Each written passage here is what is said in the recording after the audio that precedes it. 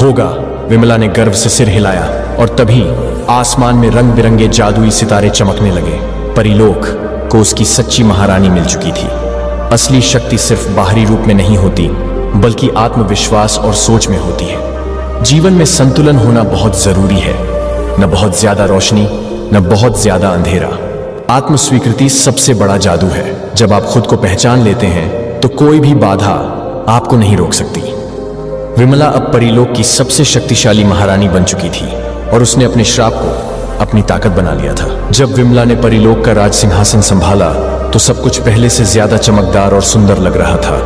परियां खुशी खुशी जश्न मना रही थी, लेकिन कुछ ही दिनों बाद परीलोक में एक नई समस्या खड़ी हो गई। परियां धीरे धीरे अपनी जादुई शक्तियां खोने लगी।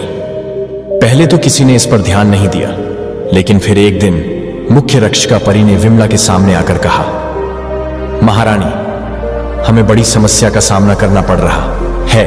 हमारी शक्ति कमजोर होती जा रही है। अगर यह ऐसे ही चला तो परीलोक नष्ट हो सकता है। विमला हैरान रह गई। ऐसा कैसे हो सकता है, उसने सोचा। तभी परछाई परी फिर से प्रकट हुई। तुमने संतुलन को समझा, लेकिन संतुलन बनाए रखना आसान नहीं है। परीलोक में सिर्फ रोशनी बढ़ गई है, लेकिन अंधेरे का संतुलन नहीं रखा गया, इसलिए परियां कमजोर हो रही हैं।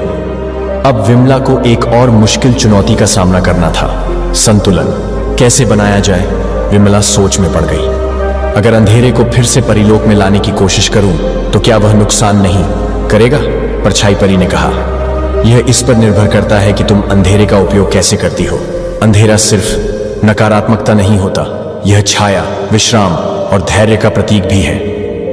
विमला ने परीलोक के चारों ओर देखा। हर जगह तेज रोशनी थी, कोई भी जगह छाया में नहीं थी।